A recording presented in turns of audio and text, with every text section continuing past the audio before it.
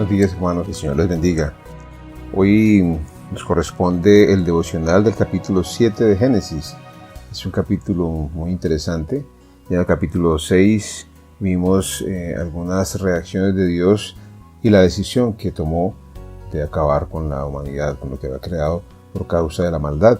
También vimos que solo encontró a Noé, varón justo sobre la tierra, y decidió salvarlo a él y a su familia. Bueno, también sabemos que Dios le dio unas instrucciones muy precisas y muy extrañas seguramente para Noé, pero Noé no se puso a cuestionar lo que Dios le estaba diciendo que hiciera, sino que lo hizo. Tomó bastantes años, más de un siglo, preparar todo, construir todo.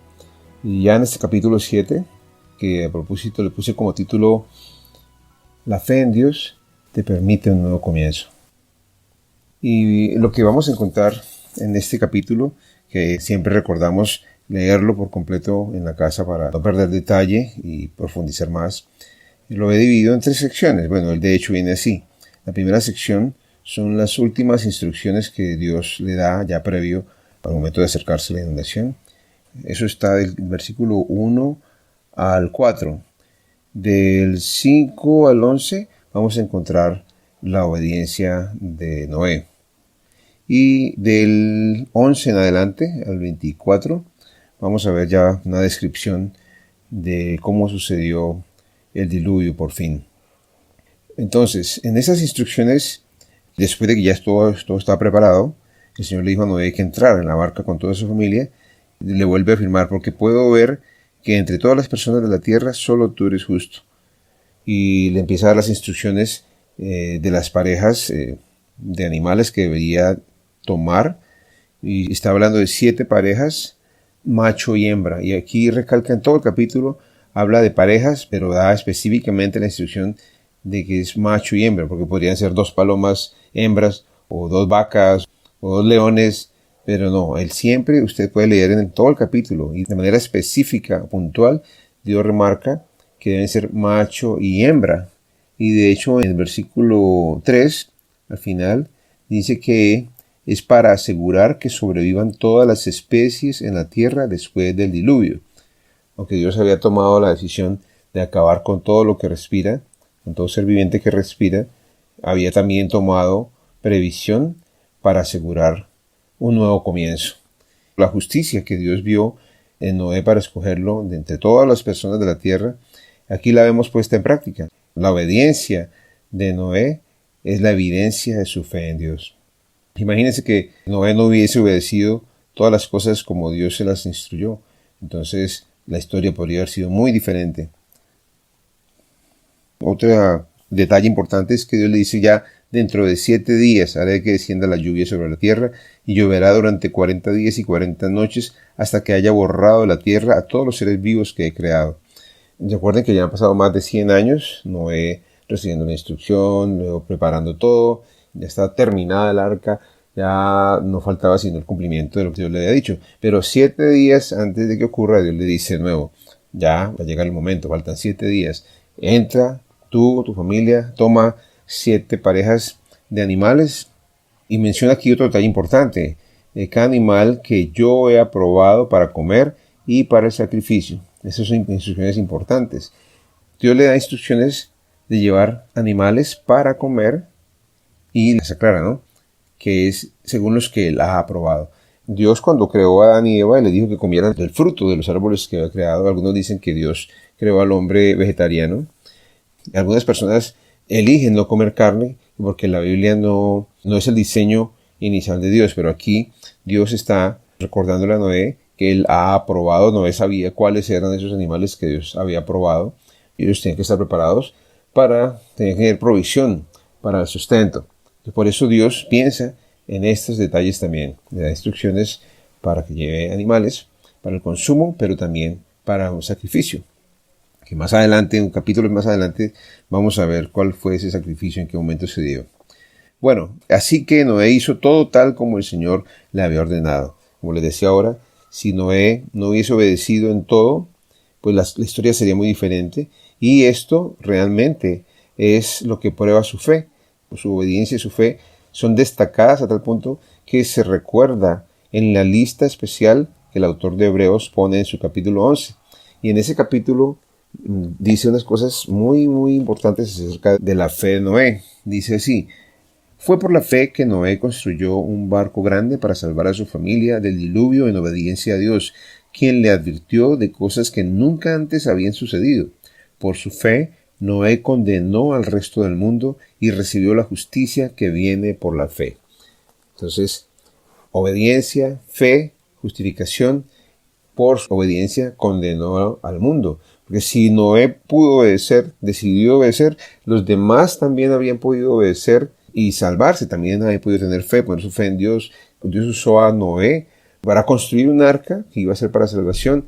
La gente, todos por un siglo, estuvieron viendo a Noé trabajar y escuchando acerca de lo que Dios le había dicho a él que iba a suceder, y tenían todos la oportunidad para entrar al arca para salvar, pero menospreciaron esa oportunidad. En esta sección, del 5 al 16, nos da detalles muy importantes, como la edad que tenía Noé, el tiempo que duró lloviendo, y bueno, en fin, muchos detalles que les recomiendo leer para tenerlos allí claros en su mente. Otro detalle que nos cuenta aquí es los nombres de los hijos de Noé, Sem, Cam y Jafet, y que estaban con sus esposas, y que todos los animales domésticos, salvajes, grandes y pequeños, junto con las aves de cada especie, de dos en dos entraron en el arca, en representación de todo ser vivo que respira. Entraron macho y hembra de cada especie, tal como Dios había ordenado a Noé. Luego el Señor cerró la puerta detrás de ellos. Esto también es importantísimo, porque Noé no cerró la puerta, no era una responsabilidad que él tenía. Dios le dijo: construye el arca. Y no le dijo nada más. Noé entró con toda su familia y los animales, y Dios se encargó de cerrar la puerta. Una aplicación muy importante es que nosotros no decidimos quién se salva y quién no. Sabemos que predicando el Evangelio a las personas, ellos pueden conocer la intención de Dios de salvar al hombre del pecado, de la condenación eterna. Dios no quiere que el hombre se condene. Por eso ha provisto a su Hijo Jesús. Por eso todo este tiempo que he esperado para nosotros podría ser agotador, pero es la paciencia, la misericordia de Dios. No es una tardanza de Dios. Dios no se está demorando. Dios está esperando porque tiene misericordia del hombre y quiere salvarlo. Entonces, muy importante que nosotros prediquemos el mensaje del Evangelio y que la gente tenga la oportunidad de recibir a Jesús, decidir aceptar, creer en Él, recibirlo, ser salvos, ser hijos de Dios, pero nosotros no determinamos quién entra al cielo y quién no, es Dios. Otro detalle importante que no lo menciona el libro, pero es evidente, es que Dios le dio instrucciones a Noé de construir un arca, pero en esa arca no había un timón. ¿Por qué? ¿Se imaginan ustedes a Noé timoneando un arca en medio de ese diluvio y esas olas formándose esas tempestades tan tremendas? Dios aseguró que el arca flotara y que allí las almas que están y los seres vivos estuvieran a salvo. Pero Él se encargaría del destino final del arca. Y más adelante nos va a contar el relato bíblico dónde fue a parar. Pero Dios se encarga también del destino nuestro. Nosotros no podemos hacer nada por llegar al cielo. Sí podemos hacer lo que hizo Noé. Escuchó la palabra de Dios, las instrucciones de Dios, las obedeció.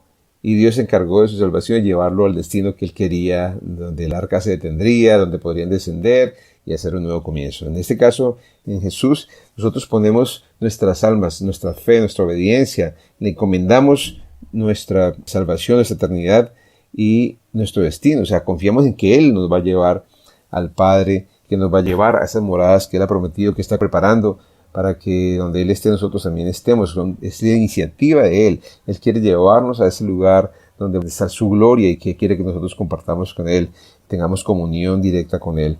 Es muy especial. Tener un timón representa el control de la vida, ¿no? Uno quiere tener el control de todas las cosas en la vida, pero en la fe es confiar, es cederle el control a Dios. Señor, controla mi vida, guía mi vida, dirige mis pasos. Yo obedezco, avanzo, hago lo que me estás diciendo, no entiendo todo, pero confío en ti. Y tú me sorprendes. Noé, ¿se imaginan la sorpresa de Noé cuando por fin pudo salir del arca y agradecer al Señor? Entonces, la fe es eso, ¿no? Él estaba creyendo en lo que Dios había hecho que sucedería, pero también estaba creyéndole a Dios que lo salvaría. Entonces, la fe de Noé producía confianza en las instrucciones de Dios, en el poder que Dios tenía para salvarlo, y producía la esperanza de un nuevo comienzo, de pasar la tormenta, llegar más allá donde nadie más pudo llegar. Ningún ser viviente, ni personas, ni animales sobrevivió. Ojo que está hablando de los animales que estaban sobre la tierra, ¿no? Aquí no en ningún momento menciona a los peces, menciona a las aves y los animales que estaban sobre la tierra, todo ser vivo que respira. Finalmente, dice que las únicas personas que sobrevivieron fueron Noé y los que con él estaban, y las aguas del diluvio cubrieron la tierra durante 150 días. 150 días son como 5 meses. Todo lo que duró la preparación, más de un siglo. Luego los 40 días y 40 noches de lluvia. ¿Se imaginan la cantidad de agua? Si aquí llueven 2 horas seguidas y causa estragos. Ahora imagínense 40 días ininterrumpidos de lluvia cayendo. Menciona que las fuentes de las aguas que están en el cielo, y también menciona que las fuentes que están en los abismos de la tierra subieron. Entonces, esta catástrofe es una cosa tremenda. Muchas civilizaciones hablan de esa historia, y hay un dato, una información que encontré por acá, que dice de las más de 200 culturas que tienen su propia historia de un diluvio, hay unos aspectos comunes en esas historias. ¿Cuáles son? Por ejemplo, el 88% de esas 200 culturas que hablan del diluvio, 88% describe una familia favorecida, o una sola familia favorecida. El 70% atribuye la supervivencia a un barco. El 95% dicen que la única causa de la catástrofe fue una inundación.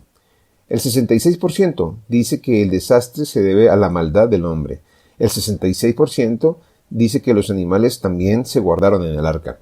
El 57% de los supervivientes describen que terminan en una montaña.